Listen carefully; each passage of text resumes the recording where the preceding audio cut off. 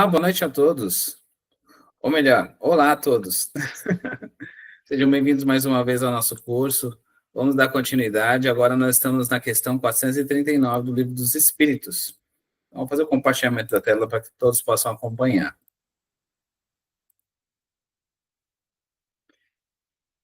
Na questão 439, ele fala a respeito do êxtase. Kardec pergunta aos espíritos que diferença há entre o êxtase e o sonambulismo? E os espíritos respondem: o êxtase é um sonambulismo mais apurado. A alma do estático ainda é mais independente. Então, aqui está explicando que, na verdade, são termos diferentes, mas que mostram uma certa amplidão maior. Então, no caso do êxtase, tem um pouco mais de liberdade. Ele consegue ter mais independência. Então, ele consegue ir um pouco mais longe. Questão 440. O espírito do estático penetra realmente nos mundos superiores? Aí ele fala, né? Vê esses mundos e compreende a felicidade dos que os habitam, de onde lhe nasce o desejo de lá permanecer. Há, porém, mundos inacessíveis aos espíritos que ainda não estão bastante purificados. Então, vamos supor que, no caso, o espírito consiga perceber, né, num estado de êxtase da alma, ele consiga perceber e entrever um pouco da parte de um mundo superior. É quando é permitido, né? Aí ele pode ver esse mundo e entender, falar assim, nossa, como é maravilhoso. Mas isso, é lógico, é uma situação que é provocada para que ele possa perceber e, ao mesmo tempo, se concentrar em fazer coisas melhores. Para dizer assim, olha, faça suas coisas da melhor forma possível para que você tenha acesso a esses mundos.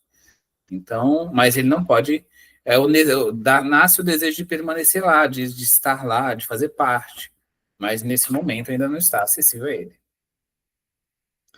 Questão 441. Quando o estático manifesta o desejo de deixar a Terra, fala sinceramente? Não o retém o instinto de conservação? Então, por exemplo, vamos supor que a pessoa está no estado de êxtase e fala assim, eu vejo quantas coisas maravilhosas, não, nem quero voltar para a Terra, quero me desvencilhar do corpo físico e me libertar. Aí ele fala, isso depende do grau de purificação do espírito. Se verifica que sua futura situação será melhor do que a sua vida presente, esforça-se por desatar os laços que o prendem à terra. Né? Então, vamos supor, é uma questão de entendimento. Nossa, tem tantas coisas boas que me esperam, é mais ou menos essa que está explicando. Dependendo da situação, o espírito entende que não tem muito porquê estar ali preso. É lógico que há situações diferentes, porque há um certo compromisso, quando o espírito ele é mais elevado, na questão de fazer o seu trabalho. Porque um espírito de luz, por exemplo, ou então um espírito que esteja num grau elevado e se reencarna na Terra, quando ele vem para cá, e com certeza ele tem possibilidades, às vezes, de entrever um plano melhor, uma possibilidade melhor. Mas ele sabe que veio para cá para um propósito de ajuda, de auxílio. E dessa forma, ele sabe a missão que ele tem e o compromisso que ele realmente estabelece para poder fazer a sua missão de forma correta. Então, uma coisa é o desejo de estar numa condição melhor. Outra coisa é o espírito realmente falar assim, olha, eu vou abandonar meu posto e vou embora. São coisas diferentes. Questão 442. Se deixasse o estático entregue a si mesmo, poderia sua alma abandonar definitivamente o corpo? Perfeitamente, poderia morrer. Por isso é que é preciso se tornar, chamá-la a voltar, apelando para tudo o que prende a este mundo, fazendo-lhe, sobretudo, compreender que a maneira mais certa de não ficar lá, onde vê que seria feliz, consistiria em partir a cadeia que o tem preso ao planeta terreno. Essa situação, por exemplo, da parte do estático, o que ele fala? É como se fosse um grau de expansibilidade muito maior. Então, o estático, ele consegue sair do corpo, não tem muitas amarras a ele tem um grau de desdobramento consciente muito grande. Então, dessa forma, por exemplo, ele já é um espírito que normalmente já tem uma certa independência por conta da questão evolutiva da matéria, e aí quando ele chega, o laço está muito frouxo, ele pode se estender e, vamos supor, não sendo da Terra. e veio para auxiliar. E vamos supor que as situações estivessem muito difíceis, ele está num momento de desânimo para voltar para o corpo, o que, que ele poderia fazer? Ah, não tenho mais interesse de permanecer aqui, e eu quero voltar. Aí o que, que acontece? Os mentores cercariam ele e falam assim: você precisa voltar, você precisa continuar a sua missão. Isso é muito comum com pessoas que têm essa capacidade, a pessoa se vê, tenta sair se desvencilhar do corpo, aí, vamos supor, ele atinge certa distância, quando chega num ponto onde pode romper o laço, eles falam assim, pare, e eles fazem um cordão de isolamento e não permite que a pessoa possa ir mais além, porque senão, com certeza, aconteceria essa ruptura do cordão prateado, né, que o prende ao corpo físico. Então, por isso que no caso da parte do êxtase, é uma situação muito mais complexa, porque essa pessoa tem uma predisposição naturalmente maior de poder se desvencilhar da questão do laço fluídico, se ele tiver mais, vamos dizer assim, livre, entregue a si mesmo, como ele falou. Então, essa capacidade de desdobramento muito fácil, muito forte, é uma possibilidade que vamos dizer assim, possibilidades positivas, ao mesmo tempo pode chegar e gerar problemas, se acaso a pessoa não tiver um certo controle, somente emocional também. Questão 443. Pretendendo que lhe é dado ver coisas que evidentemente são produto de uma imaginação, que as crenças e prejuízos terrestres impressionaram, não será justo concluir-se que nem tudo o que o estático vê é real? E os espíritos respondem: o que o estático vê é real para ele. Mas, como seu espírito se conserva sempre debaixo da influência das ideias terrenas, pode acontecer que veja seu modo, ou melhor, que exprima o que vê numa linguagem moldada pelos preconceitos e ideias de que se acha imbuído, ou então pelos vossos preconceitos e ideias a fim de ser mais bem compreendido. Neste sentido, principalmente, é que lhe sucede errar. Então, ele estando mais livre do corpo, ele não vai chegar e ver uma ilusão. Ele vai ver o que realmente é. Ele vê a situação que é real para ele.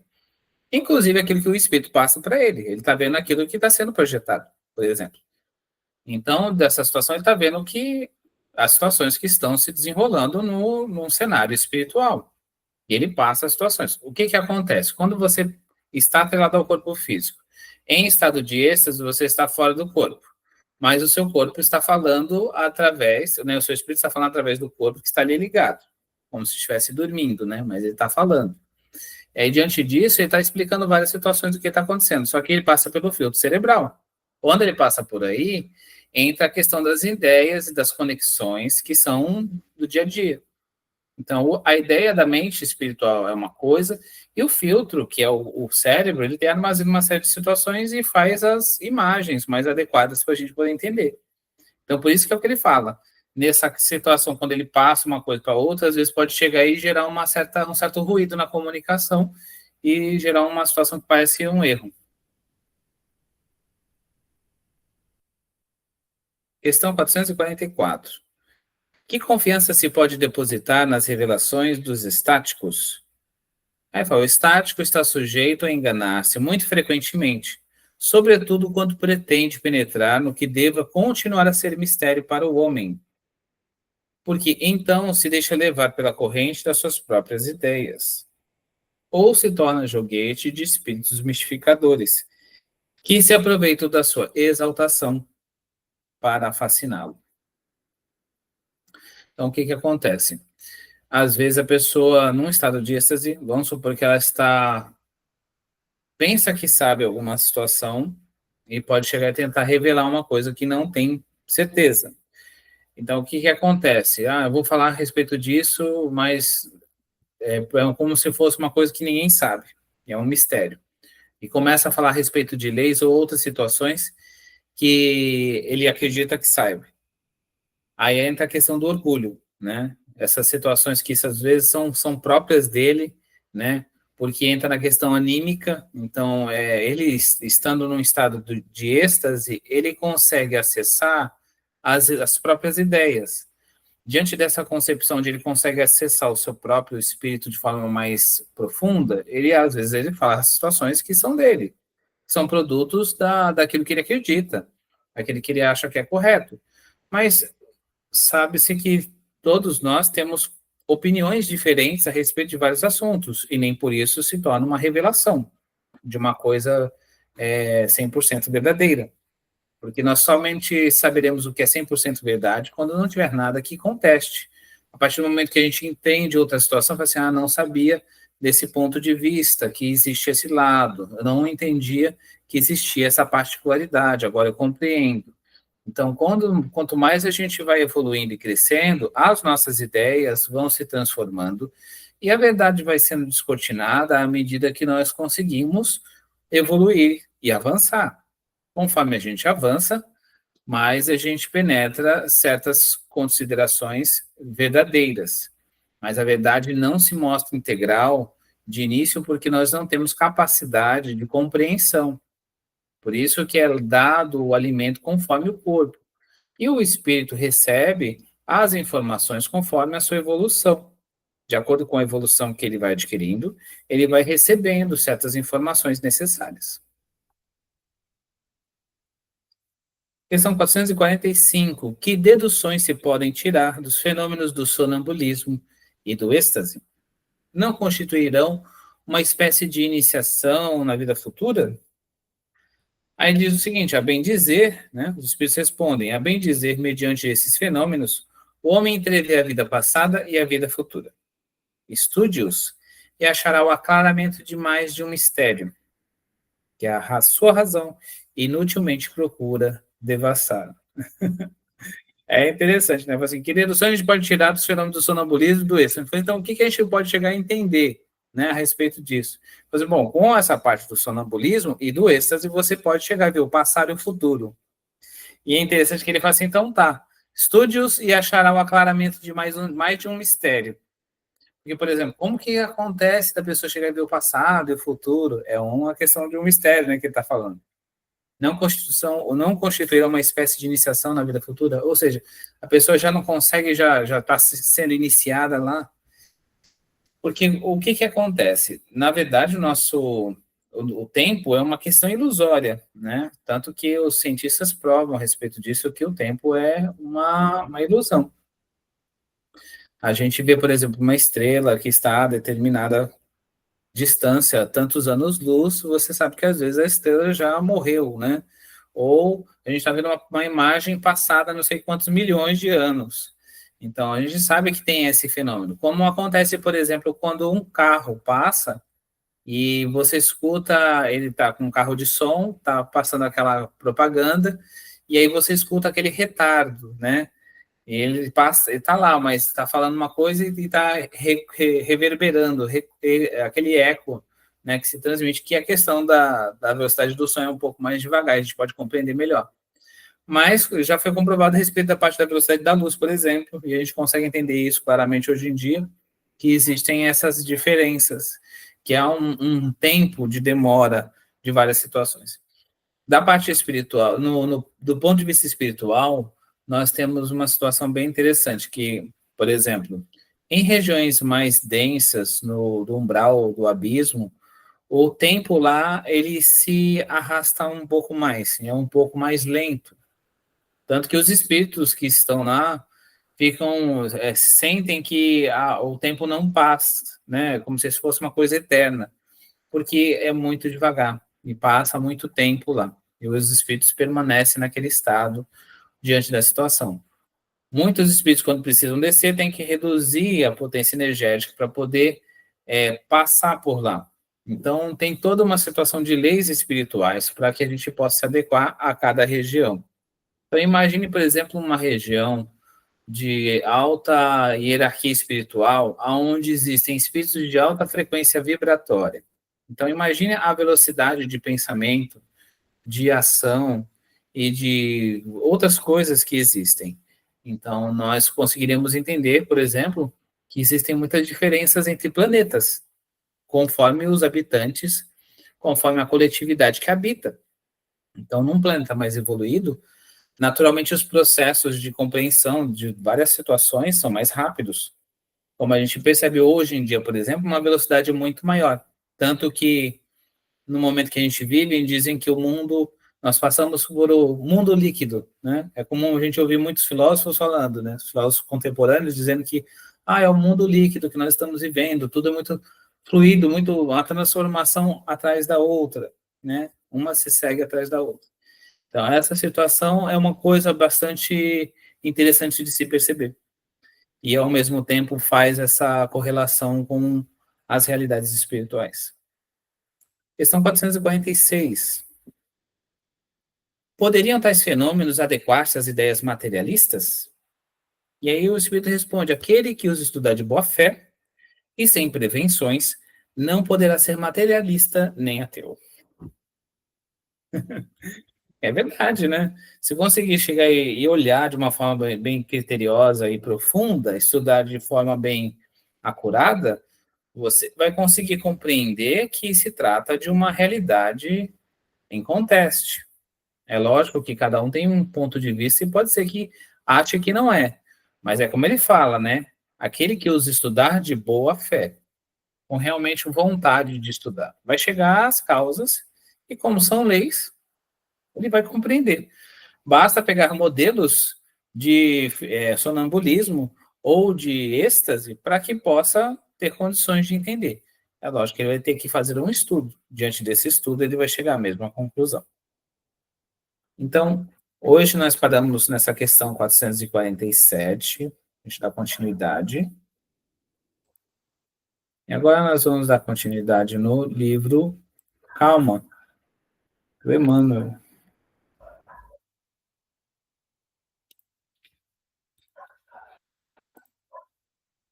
A mensagem de hoje é riqueza prematura.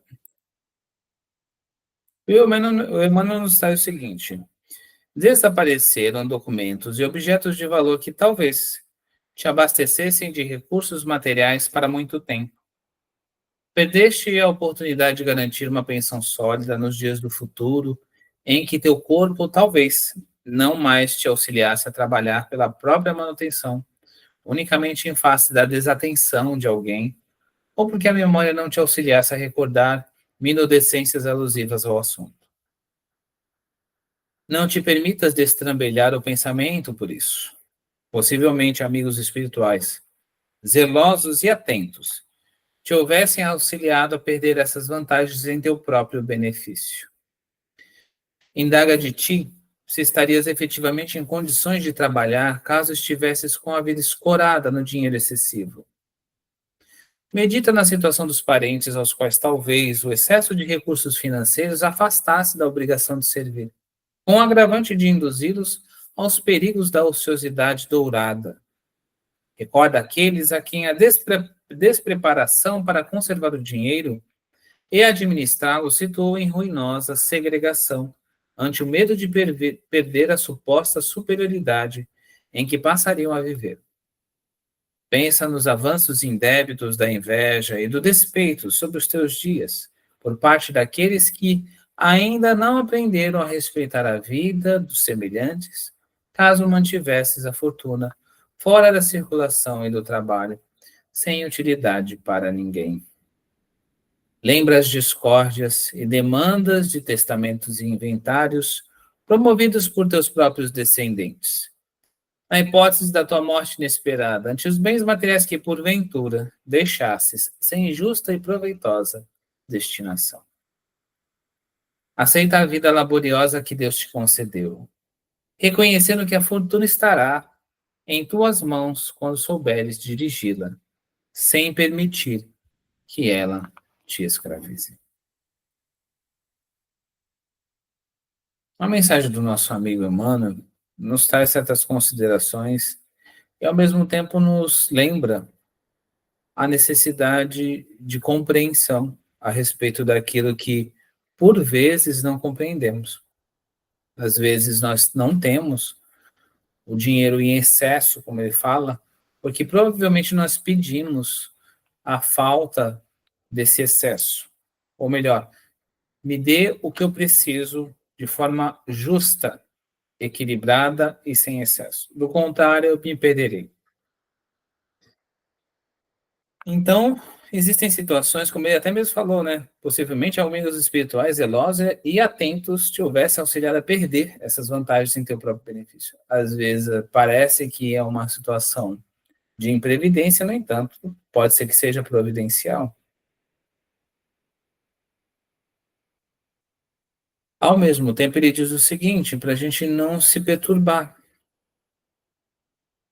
para que a gente possa ter mais fé na vida, não se inquietar, não se ansiar. Indaga de ti se estarias efetivamente em condições de trabalhar caso estivesses com a vida escorada no dinheiro excessivo. Essa consideração é muito importante porque será que se nós estivéssemos uma situação bastante confortável, como seria a nossa vida? Como nós estaríamos agindo? Será que estaríamos agindo conforme estamos agindo no momento de escassez? Ou não? E aí ele traz também a consideração da parte dos parentes, né? Quando há aquelas partilhas, a gente vai lá, se, no momento de desencarne, deixa uma série de bens, e aí todo mundo querendo fazer a partilha de uma forma, às vezes, não tão honrosa, né? E há esses problemas muito comuns. Então, quando Deus nos convida a uma vida de labor um pouco mais intenso, quando a fortuna não nos sorri, não é motivo para que nós não não sigamos em frente felizes. É o contrário, porque se nós tivermos capacidade e discernimento suficiente para permitir que não sejamos escravos do dinheiro sagrado, porque o dinheiro é de Deus e é um empréstimo sagrado. Se nós não formos usurários, se nós não nos transformarmos em avaros, ou se nós não formos também pródigos, se nós tivermos equilíbrio e ponderação para esta prova difícil, que é ter a riqueza, ela será concedida. Mas tão somente se nós tivermos condições para que ela não nos perturbe e não nos cause mal. Do contrário, permaneceremos numa situação mais de labor, poucas condições e uma vida mais modesta. Que a gente possa agradecer a Deus cada dia, cada situação. É lógico que todos nós somos convidados a fazer o nosso melhor, mas que nós nunca nos esqueçamos que tudo é de Deus. Nada nos pertence senão aquilo que nós levamos com o nosso espírito imortal e carregamos conosco dessa forma. Vamos dar continuidade agora ao livro Amizade de Meimei.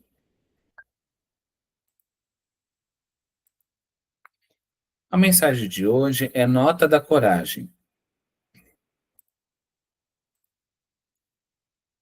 Coragem não é revidar, diz ela, nem cair na exibição de poder. A coragem verdadeira ergue-se da compreensão e da benção, quando o desequilíbrio tente assaltar-te. Não te afastes da paciência quando as dificuldades se agravem. Ainda que provações inesperadas te espanquem o coração, conserva a serenidade e segue adiante, agindo e servindo. Pensa nos que perderam a fé e tropeçaram na violência. Medita nos que tombaram em desespero e resvalaram na loucura. O verbo que te vergasta pode ser a enfermidade em forma de insulto. E a mão que te golpeia estará provavelmente sob o impulso das trevas. Coragem não é revidar, nem cair na exibição de poder. A coragem verdadeira ergue-se da compreensão e da bênção, quando o desequilíbrio tente assaltar-te. Em qualquer circunstância, escora-te no esforço de resguardar o bem. Quando estiveres a ponto de pronunciar qualquer frase refletida, ou de empreender a mínima ação contra os outros, ora e silencia, porque o céu te ouve e Deus te sustentará. A mensagem da nossa irmã é muito esclarecedora e nos pede a coragem necessária justamente nos momentos da dificuldade. É fácil retribuir o mal com o mal. É fácil retribuir uma pancada com outra pancada. É isso que ela está explicando. A dificuldade realmente é você amar quem lhe prejudica, quem lhe traz o mal. Amar o inimigo é uma das provas mais difíceis. Amar um amigo é uma situação natural, é retribuição. Agora, amar o inimigo, ter essa coragem de amor, de conseguir perdoar, de silenciar no momento onde você escuta alguma coisa desairosa, algum apontamento ferindo. Quando você escuta isso e você ora em silêncio, ou permanece em silêncio para não cair na tentação, ou quando você faz um esforço para não ostentar a exibição de poder, né? Como ele fala, às vezes a gente tenta rebater uma situação e mostrar eu sou capaz de colocar você no seu lugar.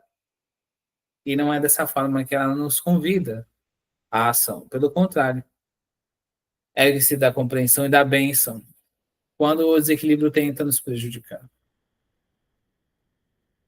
É como a gente sabe, estar na Terra é um convite de transformação e essa mudança efetiva acontece a cada dia e a cada prova vencida.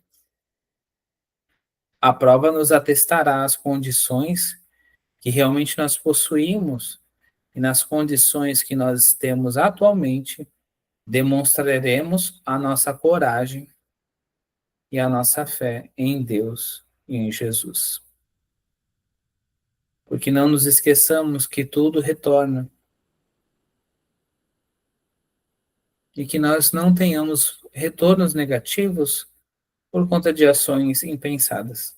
Que possamos orar a Deus, orar pelos nossos desafetos, pois sabemos que muitas vezes, mesmo com esforços positivos, ainda existem pessoas que não desejam o melhor para nós. E está tudo bem. Porque todos têm o direito de pensar e de gostar ou não de quem quer que seja.